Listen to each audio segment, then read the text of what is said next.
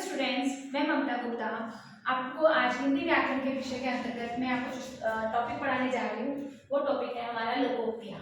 तो लोकोक्तियाँ जो होती है वो मुहावरों का ही पार्ट होता है, यानी उसी का भाग होता है। परंतु मुहावरे तो हमारी अलग चीज हो जाती है और लोकोक्तियाँ होती है वो जो लोक जीवन और अंतर कथाओं, उनके अनुभवों पर इन पर आधारित होती है। जो हमारे ना जो पुराने लोग, बुजुर्ग लोग जो ना अपने अनुभव से जो शब्द बनाते थे या सेंटेंस बना देते थे, उसके अनुसार ये लोकोक्तियाँ होती हैं। तो मैं आपको बता दूं लोकोक्तियाँ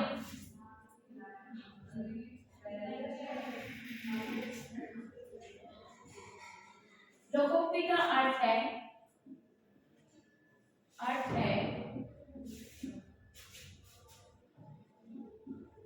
लोक की उक्ति अर्थात जन कथन। जैसा कि नाम से ही पता चल रहा है कि ये बता रहा है कि लोक की उक्ति यानी लोगों के द्वारा बोली हुई या फिर जनता द्वारा यानी लोगों के द्वारा बोली हुई बात, ये है हमारा लोकोक्ति का अर्थ। लोकोक्ति लोक जीवन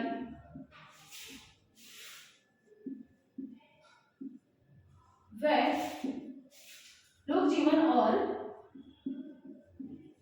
अंतर कथाओं से जुड़ी होती है। अंतर कथाओं, लोक जीवन और अंतर कथा से जुड़ी रहती है।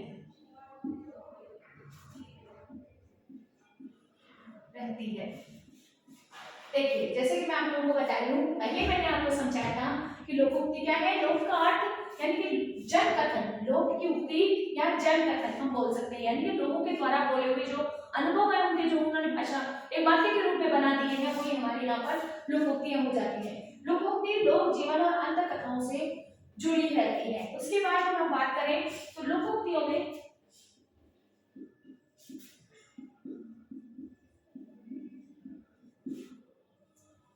लोकोक्तियां छोटी लगती हैं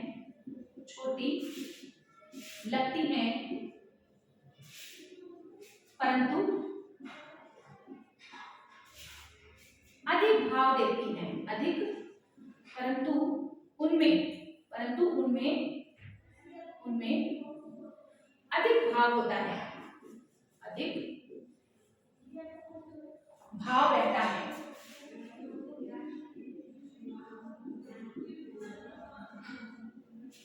देखिए, लोकोक्तियां छोटी लगती हैं परंतु उनमें जो भाव होता है वो अत्यधिक होता है, जो हमें ना और ज्यादा इंटरेस्टिंग या रोचक पाठों को पढ़ने में आनंद देती है। इसके अंतर्गत मैं आप लोगों को एक बार और एक्सप्लेन कर देती हूँ। लोकोक्तियां लोक की उक्ति या जन कथन। लोकोक्ति जो होती है वो लोक जीवन पर, उनकी अंतर कथाओं पर आधारित होती है और लोकोक्तियां छोटी लगती है परंतु भाव अत्यधिक मात्रा में देती है। इसके आगे मैं आप लोगों को एक्सप्लेन करती हूँ।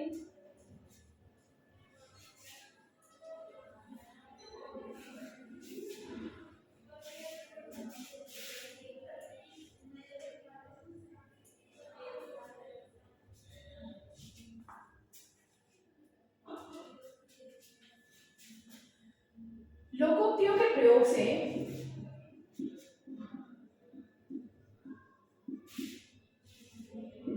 के प्रयोग से रचना सरल,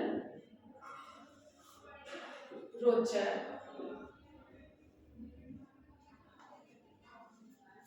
और प्रभावपूर्ण हो जाती है।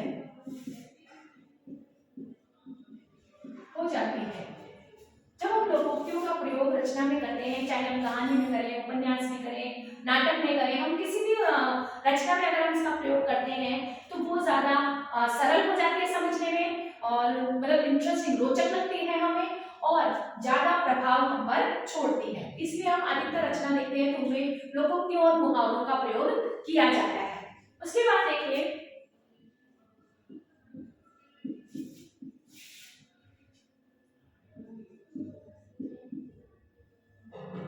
लोकोक्तियों द्वारा रचित रचना को पढ़ने में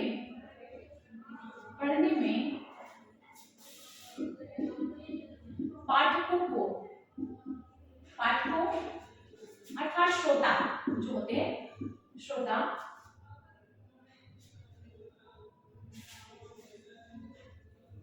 या श्रोता को अधिक आनंद की अनुभूति होती है, अधिक आनंद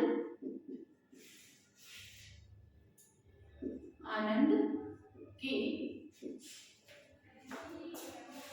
अनुभूति होती है,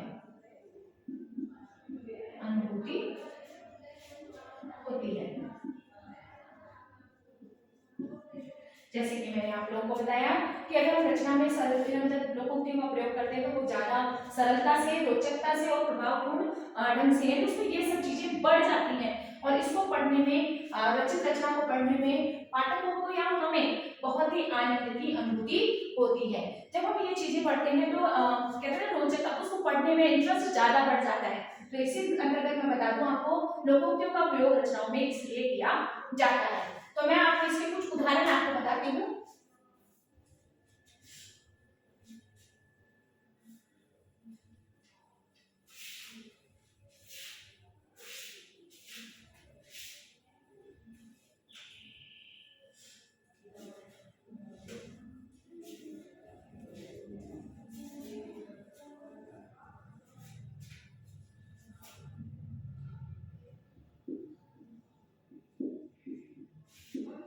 लोकोक्तियों के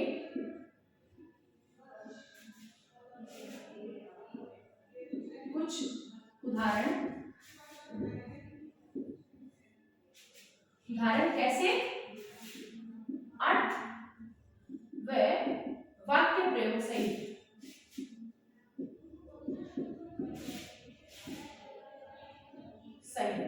अब देखिए, मैं आपको जो लोकोक्तियों के उदाहरण बता रही हूँ, वो लोकोक्तियों के उदाहरण में बताऊंगी आपको अर्थ और वाक्य के प्रयोग सहित बताऊंगी, यानी मैं उनका अर्थ बताऊंगी और उनका वाक्य में प्रयोग भी कर बताऊंगी। तो देखिए, जैसे कि मैं बात करूं पहले नंबर में, आंख का अंधा नाम नैनसुख।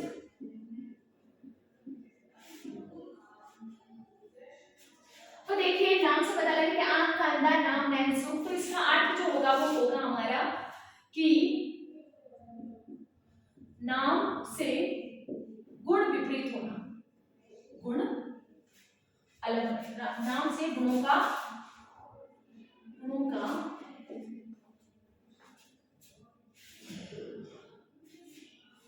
गुण विपरीत होना, नाम से गुण विपरीत हो। अब जैसे ये हो गया हमारा अर्थ, यानी कि नाम तो उसका कुछ और हो और उसके अंदर गुण कुछ और हो। जैसे कि मैं बात करूं वाक्य में प्रयोग करते हुए, मैं आपको बताती हूँ प्रयोग। तो देखिए, इसके अंदर मैं बात कर सकती हूँ,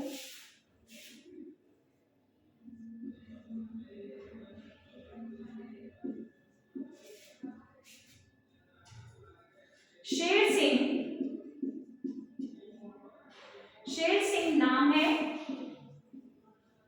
और चूहे से डरता है, चूहे से डरता है।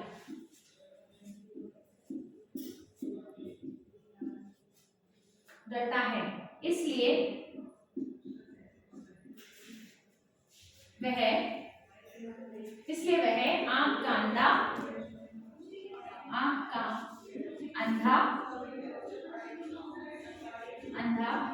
नाम नैनसुख हुआ।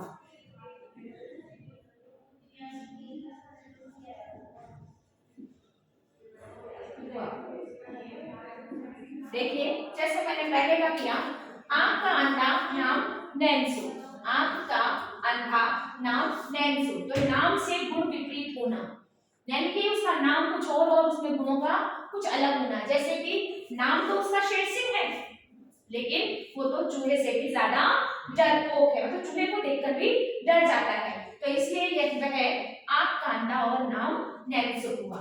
चलिए मैं इसके अंतर्गत आपको नेक्स्ट बताती हूँ।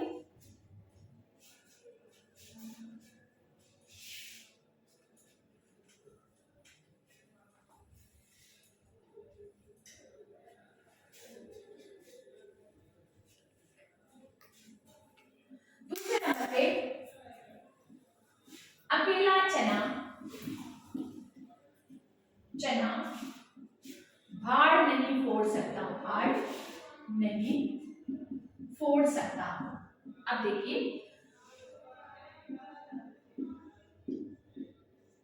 इसका अर्थ होगा कि एक व्यक्ति शक्तिहीन होता है, शक्तिहीन होता है। जैसे कि अभी हमारा हो गया अर्थ, इसका अर्थ क्या हुआ कि एक व्यक्ति शक्तिहीन होता है। तो मैं इसके अंदर वाक्य में प्रयोग करते हुए बताऊंगी आपको। प्रयोग तो देखिए इसके अंतर्गत मैं बताती हूँ कि एक व्यक्ति कोशिश करके भी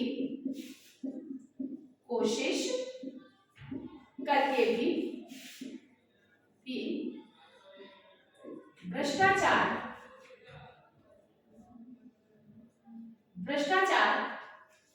को समाप्त नहीं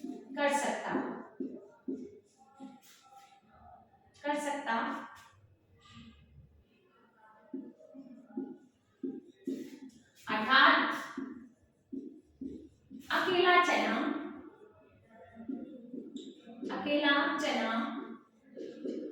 भाड़ नहीं फोड़ सकता, अकेला चना भाड़ नहीं फोड़ सकता। देखिए मैं इसको एक बार और एक्सप्लेन करती हूँ। अकेला चना भाड़ नहीं फोड़ सकता, एक व्यक्ति शक्तिहीन होता है। जैसे एक व्यक्ति कोशिश करके भी भ्रष्टाचार को समाप्त नहीं कर सकता, अर्थात अकेला चना भाड़ नहीं फोड़ सकता। इसके आगे मैं आप लोगों को और बताती हूँ। मैं आप लोगों को 4-5 उदाहरण करवा देती हूँ, उसके बाद जो वर्क दिया जाएगा वो आपको फिर इसमें अर्थ सहित वाक्यों में प्रयोग आपको करना है।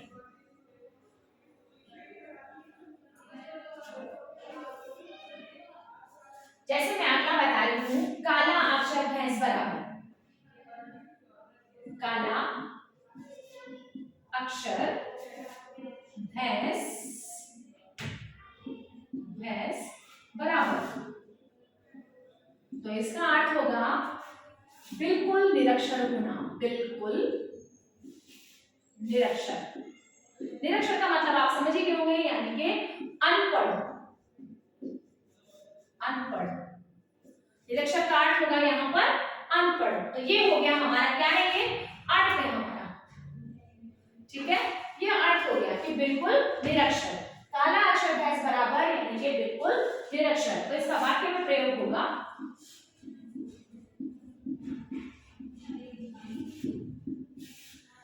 वाक्य में प्रयोग है कि गांव में आज भी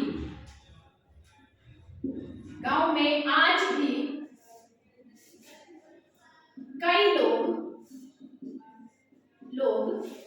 हस्ताक्षर करना नहीं जानते। हस्ताक्षर का मतलब होगा साइन करना नहीं जानते,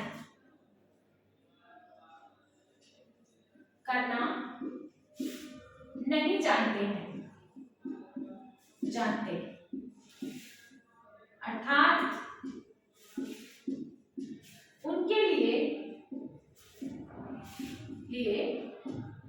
काला अक्षर भैंस बराबर है, काला अक्षर है।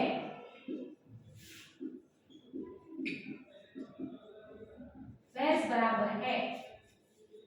मैं आप लोगों को एक बार और एक्सप्लेन कर देती हूँ कि इसके अंदर कैसे है कि जो मैंने बताया है काला अक्षर भैंस बराबर, यानी कि बिल्कुल निरक्षर या अनपढ़। ठीक है, इसके अंतर्गत मैंने वाक्य में प्रयोग किया है। जो देखिए, गांव में आज भी कई लोग हस्ताक्षर करना नहीं जानते, अर्थात उनके लिए काला अक्षर भैंस बराबर है। चलिए अब मैं आपको इसके अंतर्गत और 2 पॉइंट करवा देती हूँ।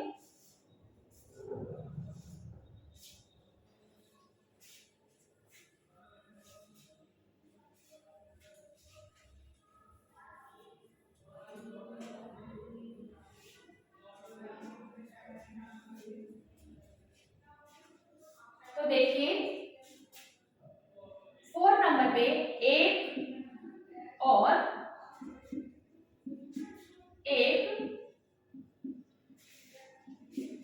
11 होना, 1 और 1 11 होना।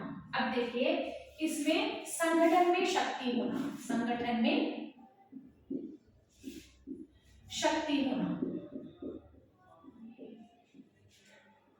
होती है, संगठन में शक्ति होती है, ये हमारा इसका अर्थ हो गया है। ये देखिए, ठीक है, संगठन में शक्ति 1 और 1 11 होना, यानी कि संगठन में शक्ति होना। तो देखिए मैं वाक्य का प्रयोग आपको बताती हूँ।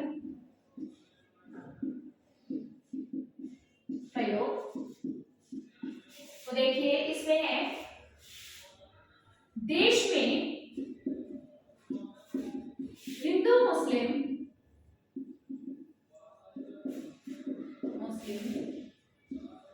एकता से रहें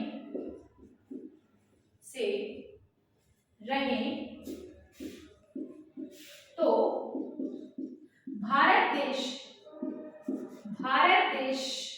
की धाक और देशों में जमी रहेगी,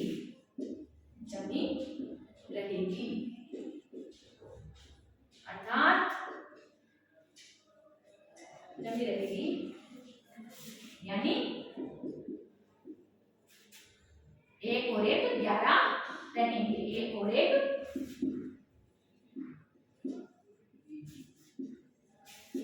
11 रहेंगे। ठीक है, तो देखिए इसमें आ गया 1 और 1 11 होना, यानी कि संगठन में शक्ति होना। तो वाक्य में प्रयोग है, देश में हिंदू मुस्लिम एकता से रहे तो भारत की धाक और देशों में भी जमी रहेगी, यानी 1 और 1 11 रहेंगे। ठीक है, मैं आपको इसके अंदर एक लास्ट और मैं आपको करवा देती हूँ।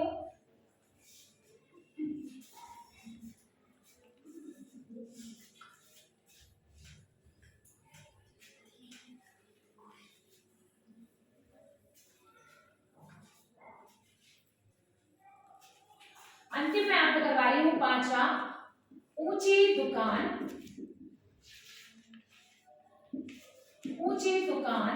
फीके पकवान, अर्थात प्रदर्शन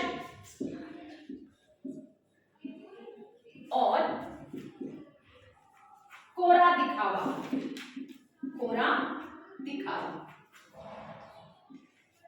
जैसा कि आज के समय में हमारा यही माहौल है कि सिर्फ दिखावे को महत्व देते हैं, कोई सच्ची सरलता को या सीधेपन को महत्व नहीं देते हैं। तो देखिए उसके अंतर्गत ही मैं आपको ये बता रही हूँ। तो देखिए इसका मैं वाक्य में प्रयोग कर रही हूँ।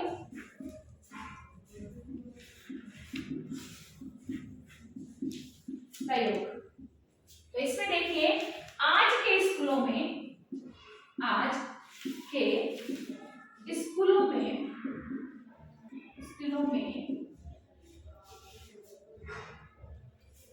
खूब चमक दमक होती है, खूब चमक दमक होती है, परंतु चरित्र पर, बच्चों के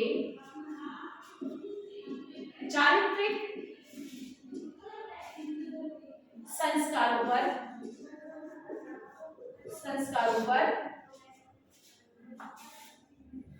ध्यान नहीं दिया जाता,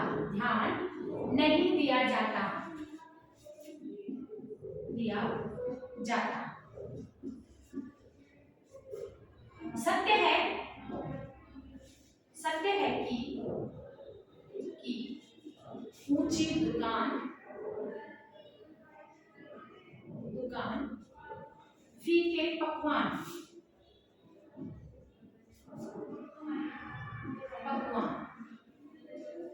हाँ जी, मैं आपको एक बार और एक्सप्लेन कर देती हूँ कि लोकोक्तियां यानी कि लोक कथन, लोक की उक्ति और जन जीवन का कथन, यानी कि उनके अंतर्कथनों पर, उनके अनुभवों पर ये चीज आधारित होती है और उनके बोलचाल में जो बात हो जाती है वही हमारी रचनाओं में प्रयोग किए जाते हैं। तो उसी के अंतर्गत मैंने आपको इतने उदाहरण करवाए हैं और इसके बारे में मैंने आपको जानकारी दी है। और इसमें एक बार मैं एक्सप्लेन और कर देती हूँ। ऊंची दुकान फीके पकवान यानी कि प्रदर्शन करना या सिर्फ कोरा दिखावा करना। जैसा कि आजकल के स्कूलों में क्या होता है, चमक दमक तो खूब होती है, पर बच्चों के संस्कारों पर, उनके चरित्र पर, उनका चरित्र उठाने का या उनको ऊंचा करने का प्रयास नहीं होता है। इसी के अंतर्गत मैं ये लोकोक्ति वाला टॉपिक यहीं खत्म करती हूँ और धन्यवाद।